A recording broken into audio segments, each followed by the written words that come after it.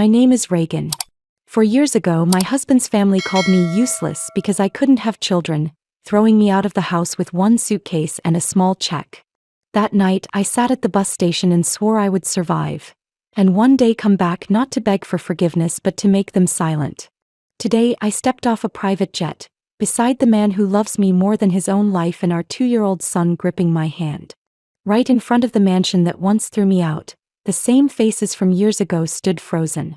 They didn't yet know I had returned not only with a new family, but with a secret that could shake their entire empire. Have you ever been written off as a failure, then quietly returned and stunned everyone? Leave a comment, hit like and subscribe because I'm going to tell you everything. I still remember that morning down to every detail. The harsh white light in the exam room, the sharp smell of disinfectant, Tyler's cold hand in mine as I held it for comfort. The doctor ended the appointment with a gentle sentence that hit like a stone. It's unlikely you'll conceive naturally. We left the hospital without saying a word to each other. The sharp clack of my heels echoed against the tile floor, mingling with the hiss of cold wind through the parking lot. Tyler opened the car door for me, but his eyes stayed fixed straight ahead, never once meeting mine. When we got back to the Harrison house, I found Margaret and Vanessa sitting in the grand living room. They stopped talking when we walked in, their eyes filled with curiosity and expectation. "Well?" Margaret asked, her tone as commanding as if she were questioning an employee. Tyler tossed his coat onto a chair, then calmly poured himself a drink. "It's not as simple as we thought," he said, keeping his voice even. Vanessa tilted her head. "Not as simple meaning?" I was about to explain, but Tyler cut me off. "Reagan has some health issues, so her chances of getting pregnant are very low." A few short words, but they sliced into me like a blade. Issues, as if I were a defective project, a faulty product.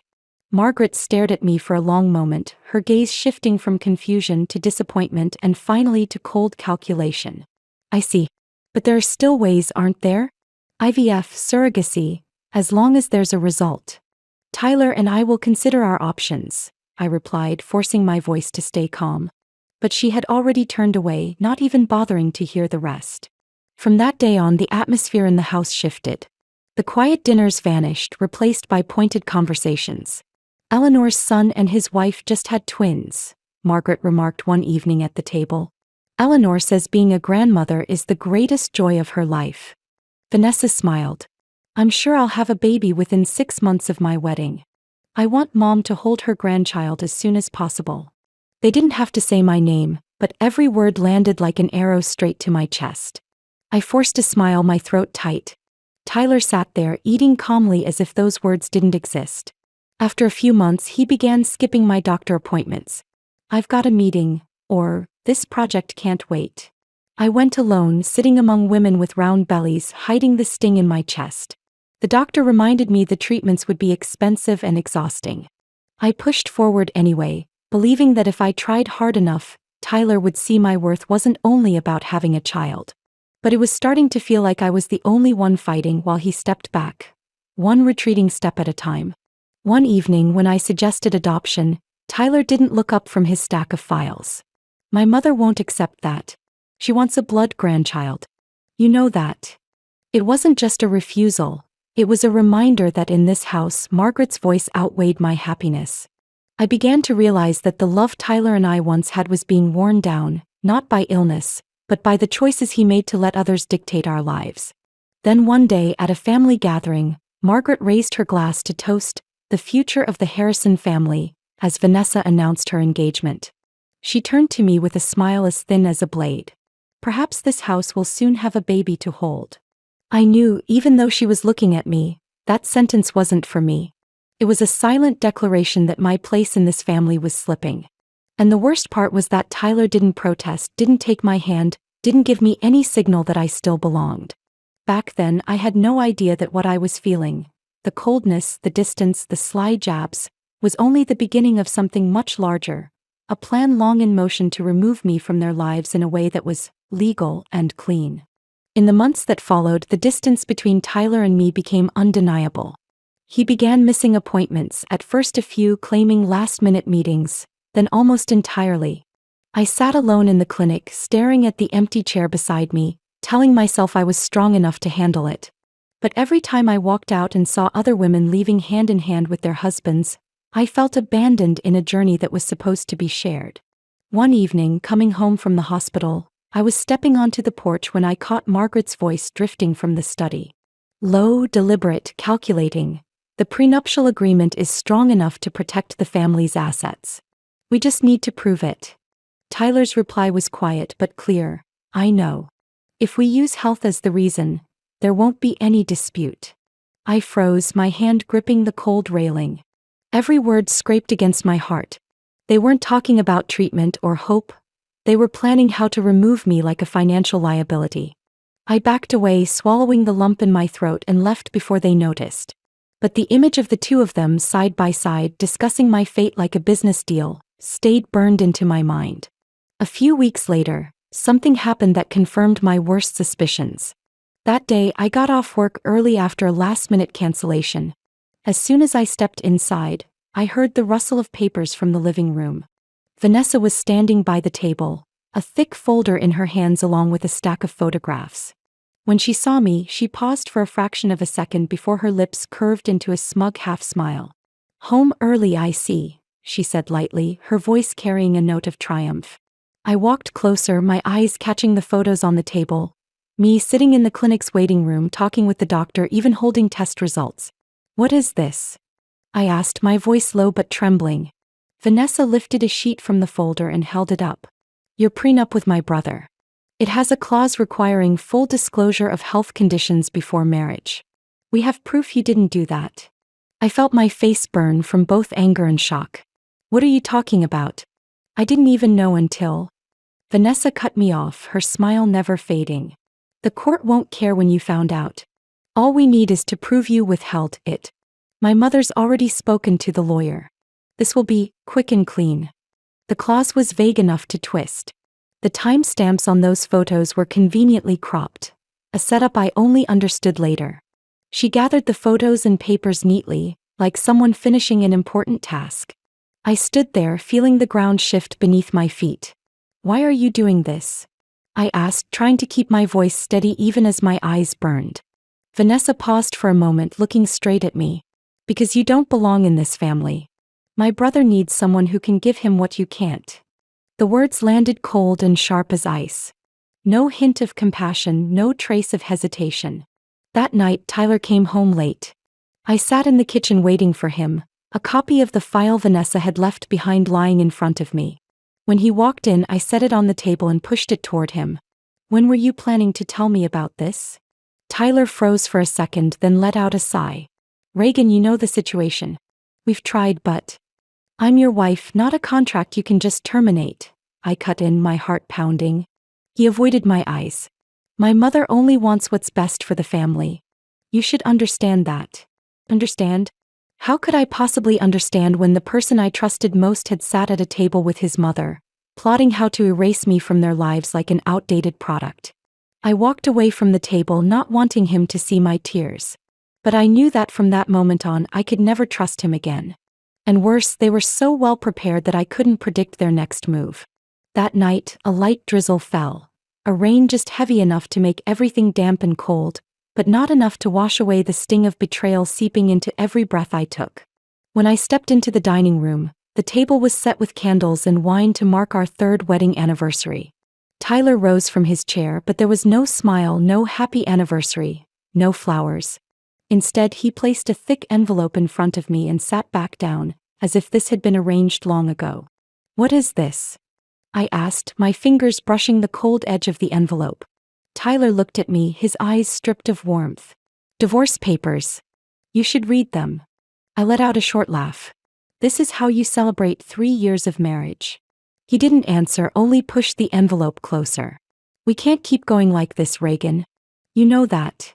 I opened the envelope, revealing pages crammed with text, the clauses of the prenup highlighted in glaring neon yellow, all ensuring I would walk away from this marriage with nothing. I looked up at him. "How long have you been planning this?" Tyler shrugged, as if he didn't want to admit it but couldn't be bothered to deny it. "This is what's best for both of us." The dining room door suddenly opened and Margaret walked in, her face perfectly composed. She carried a small suitcase which she set beside my chair. You should pack tonight, she said, her voice like she was giving orders to an employee. Amanda will call a taxi for you. I turned to Tyler, waiting for him to say something, anything, to stop this blatant humiliation. But he only took a sip of wine without looking at me. Margaret pulled a check from her wallet and placed it on the suitcase. $25. Enough to get you somewhere, for now. Every muscle in my body tensed with anger, but I knew nothing I said could change the situation right then. Thank you, I said quietly, lifting the suitcase. I wouldn't let them see me weak, wouldn't let them see me cry. When I stepped through the front doors of the Harrison estate, no one followed me out. The door closed behind me with a dry, final click, like a period at the end of a sentence. Outside, the sky was nearly black, the rain now falling harder. I pulled my thin coat tight around me and hurried down the drive toward the gate. A taxi was already waiting. The driver nodded, opened the trunk for my suitcase.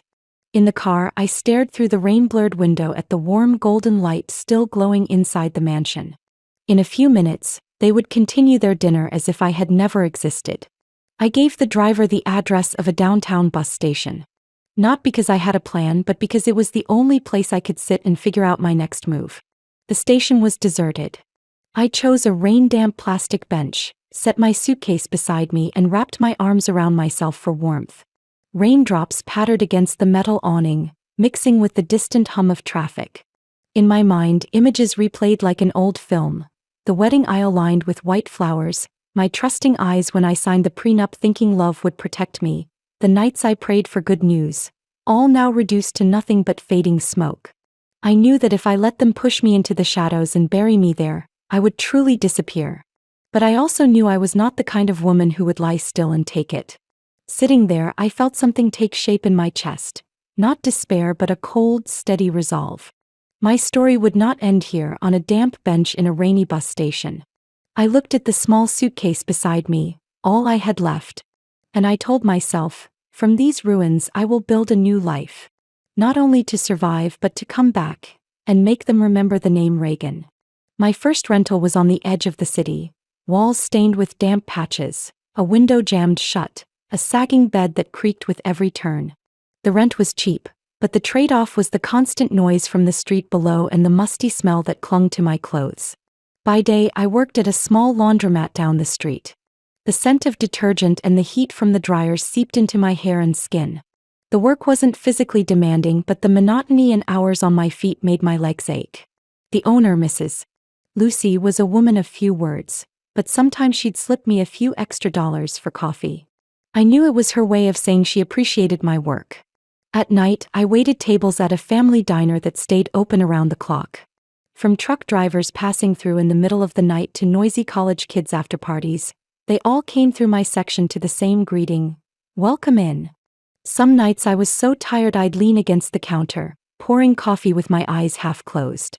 But thinking about the rent and the utility bills, I'd tell myself I couldn't afford to fall apart. One late winter night, delivering a to-go order to a regular in my old neighborhood, I saw an elderly woman collapse on the sidewalk, her purse spilling open, oranges rolling across the snow. I ran over and knelt beside her. "Ma'am, can you hear me?" I gently shook her shoulder. She didn't answer, but she was still breathing. I called 911, speaking to the dispatcher while taking off my coat to drape over her for warmth. A few minutes later, a black car pulled up. A young man jumped out, panic on his face. "Grandma." He rushed to her side, holding her hand. I stepped back to give him space, quickly explaining what had happened. "Thank you. I'm Evan Miller," he said, his voice still shaky. "If it weren't for you." I shook my head. Anyone would have done the same. But his eyes told me he would remember.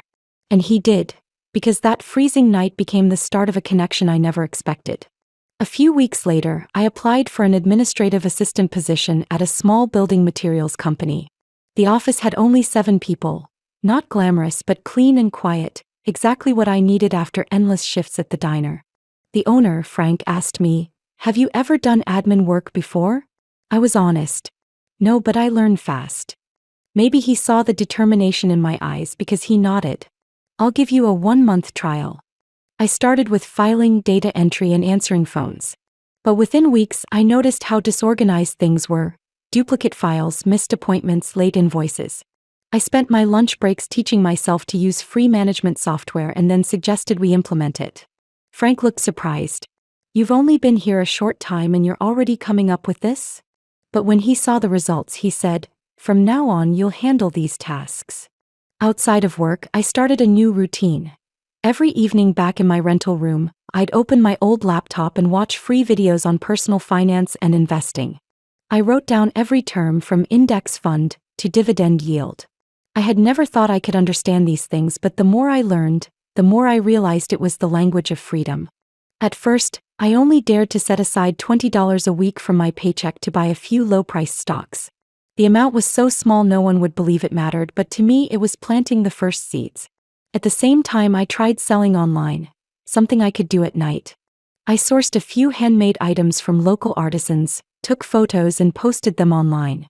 Orders were few, but every time I saw the sold notification, I felt like I was slowly breaking free from relying solely on a monthly paycheck. Over time, I started to feel different. My body was still sore after long work days, but my mind was no longer foggy about the future. I began to see the numbers in my account inch upward, new skills becoming habits, and most importantly, I started to believe I could decide my own path, without anyone else's permission. And I had no idea that all these tiny seeds, from late-night diner shifts to my first handful of shares, were quietly leading me to a turning point I never saw coming. I invested in that medical technology startup almost on instinct, after many nights of reading financial reports and observing how they spoke about their vision. They focused on technology for early diagnosis and treatment of fertility issues, a field both sensitive and full of potential. I wasn't thinking far ahead. I simply wanted to put my faith in something that could change the lives of women who had been through what I had. A few months later, on a Monday morning, I opened my email and nearly dropped my coffee. The startup had just signed an exclusive deal worth tens of millions with the Harrison Corporation. I read the press release over and over. The name Harrison glared from the screen like a cruel joke of fate. They had no idea that one of the major shareholders of their new partner was the very woman they'd thrown out of their house with $25 in her pocket. I quietly sold part of my shares when the price hit a record high. The profit was enough to finally do what I had been planning for a long time: start my own strategic consulting firm. I named it Miller Company, taking my current last name as a declaration that I had stepped into a different life. Miller Company served small businesses and ran a division dedicated to women after divorce, helping them rebuild careers, confidently manage their finances, and find new opportunities. I rented a small office, painted the walls soft blue, and hung quotes about inner strength. Whenever a new client walked in, I wanted them to feel they had entered a safe space, where no one judged them by their past. One Friday afternoon, I attended a seminar on women's rights after divorce, partly to network and partly to learn more about the real needs of the women I wanted to help. During the break, as I stood near the coffee table, I heard a familiar male voice behind me. "Reagan? Is that really you?" I turned around and could hardly believe my eyes. Evan Miller, the man who had rushed to his grandmother's side on that snowy night, the man who had thanked me in haste, was now standing in front of me, wearing a simple but refined suit, a thick folder in his hand. I laughed. "Evan, how long has it been since that winter night?" He smiled too, though his eyes still held surprise. "I'd planned to find you and thank you again, but I didn't expect to run into you here. What brings you to this seminar?" "I run a consulting firm. Part of my work is supporting women after divorce." I pointed to the logo on my name badge. Evan nodded. "I'm a human rights lawyer, specializing in family rights and domestic violence cases." "Sounds like we're on the same side." We sat down at an empty table in the corner, and our conversation shifted from small talk to genuine sharing. Evan told me about the cases he handled, women left with children and not a penny to their name. I told him about my journey from the damp rental room and 3 jobs a day to opening my own company. "You know," Evan said slowly, "what you did for my grandmother that night. It gave me more faith in the work I do. Now, hearing your story, I understand even more." His words brought back that night. The freezing snow, the beam of headlights, my hand holding the hand of a stranger. And now, that stranger was sitting across from me, as if the invisible thread between us had never broken. In the weeks that followed, Evan and I began collaborating. He referred clients to Miller Company who needed help reintegrating after divorce, and I helped them with business skills and financial management. We met at the office at a cafe near the courthouse, and sometimes spent hours in the library drafting plans for a free training program. Neither of us said it outright, but I could feel the connection growing. Not the rushed kind of romance, but something built on respect and understanding. Evan never asked about my past unless I wanted to share, and I didn't pry into the scars he chose to keep to himself. One evening after a group session ended, we left the office together. The night air was cool, and the streetlights cast long golden streaks on the pavement. Evan turned to me. "Reagan, I think we can do more. Beyond handling individual cases, we could create a network so any woman abandoned can have a place to start over." I saw rare sincerity in his eyes. "You're reading my mind. I've been thinking about that too." And I knew in that moment, it wasn't only the start of a major project. It was a quiet turning point in my life, when someone who had once been a stranger on a cold winter night became an indispensable companion. Evan never asked me about Tyler or the Harrison family except for what I chose to share. He cared about who I was now, a woman building her work, living independently and trusting enough to start again. We dated slowly. No grand promises, just evenings cooking together, weekend walks around the lake, and endless conversations about projects we both cared about. I remember clearly the moment he held my hand in the kitchen as we prepared dinner for a group of women who had just completed a Miller Company program. "Reagan," he said, "you know, I don't care whether you can have children or not. We can adopt or not have kids at all. As long as we're together." I could only smile, but inside his words unlocked an invisible chain I'd carried for years. For so long fertility, or rather the lack of it, had been used by others to define me. But with Evan I was simply me with no conditions attached. One autumn morning as the leaves turned gold and orange, I felt an unusual fatigue. At first I thought it was from my packed work schedule. But when the nausea came at the same time every day, I began to suspect. I bought a pregnancy test on my way home, expecting nothing. But when 2 red lines appeared, I stood frozen in the bathroom, my hands trembling so badly I nearly dropped it. It felt like all the past disappointments rushed back at once. But this time the outcome was different. That evening when Evan came home, he found me sitting at the dining table, restless. "What's going on?" he asked. I handed him the test without a word. He looked down, then back up, his eyes wide. Are you sure?" He immediately wrapped his arms around me, holding me tight as if afraid I'd vanish. "We're going to have a baby, Reagan," he whispered, his voice trembling with joy. 9 months later, Noah was born, healthy, with his father's blue eyes and my dark brown hair. The first time I held him, I cried, not from exhaustion or fear, but because in that moment, I knew every cruel label Margaret had once thrown at me had lost all its weight. In the first months, Evan and I took turns caring for him. The Miller Company office became the place where Noah grew up, staff taking turns holding him during my meetings, clients cuddling him whenever they stopped by. He became a living symbol of rebirth, not only for me but for many women who found hope in my story. Still, I kept everything from the Harrison family. I didn't block them on social media, but I revealed nothing personal. Not because I was afraid, but because I wanted the truth to come out at the right time, in my way. One evening as I was feeding Noah, Evan asked, "Have you ever thought about, what if they knew you had a child?" "Yes. Many times. And it wasn't only about having a child, it was about being more successful than them, happier than them, without needing them." Evan sat down beside me, his hand resting on my shoulder. "I don't want your past coming back to hurt you. Evan, the worst damage they could ever do to me they've already done. Now I'm only curious to see their faces if they ever come face to face with Noah."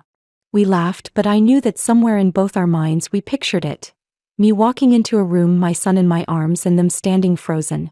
Noah grew quickly and I kept expanding Miller Company, signing bigger contracts and launching long-term mentorship programs.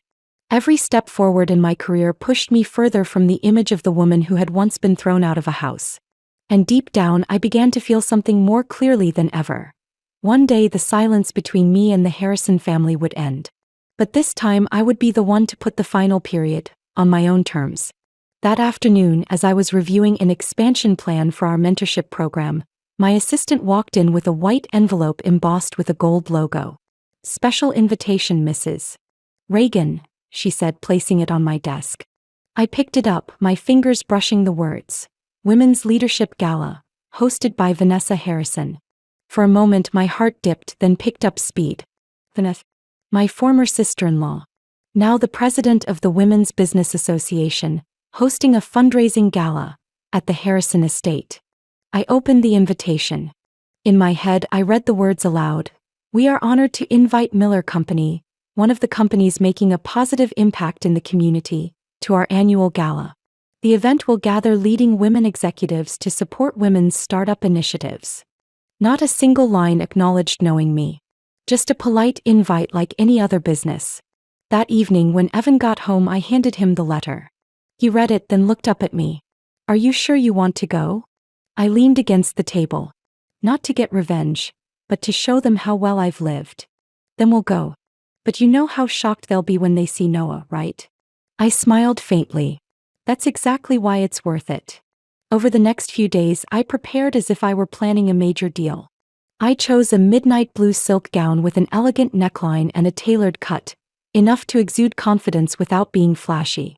I ordered custom Silverstone heels so that with each step into the hall, the light would catch. I also scheduled fittings for Evan and Noah. Evan's suit was tailored from Italian charcoal fabric, perfect to the stitch. For Noah, I had a miniature suit made in the same color as his father's with a black bow tie, enough to make anyone smile. The night before the gala I sat in my home office reviewing the schedule. We would take our own car to the airport, then use the private jet membership I had bought long ago to fly to the city where the Harrison estate stood. From there, a limousine would take us straight to the main gate. Evan leaned on the doorway watching me. You're plotting the entrance like a military campaign. Half joking, half serious, I said, because it is. We'll arrive, say nothing, and everyone will understand. On the morning of the gala, Noah ran around the house, delighted with his new shoes. I knelt to fix his tie. Son, today we're going to a place where I used to live. But don't worry, no one can touch us, I whispered. Evan stepped forward, adjusting his jacket, and kissed my forehead. Ready, Reagan? Ready. The flight was short and quiet. I sat by the window watching the clouds drift, remembering myself 4 years ago, huddled at a bus station with one suitcase, not knowing what tomorrow would bring.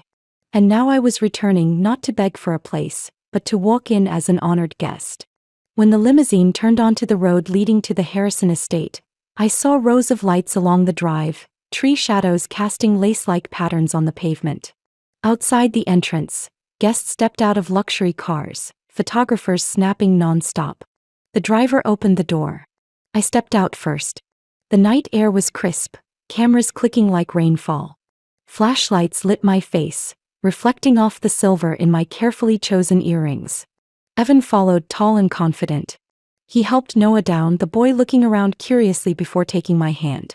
We walked up the stone steps I had once descended in tears, dragging a small suitcase. Now each step was a statement. I was no longer the woman thrown out. I was Reagan Miller, and I chose to be here. Laughter and conversations spilled from the hall, warm light glowing through the wide-open doors. My heartbeat was steady but strong, ready for what would happen the moment we crossed the threshold.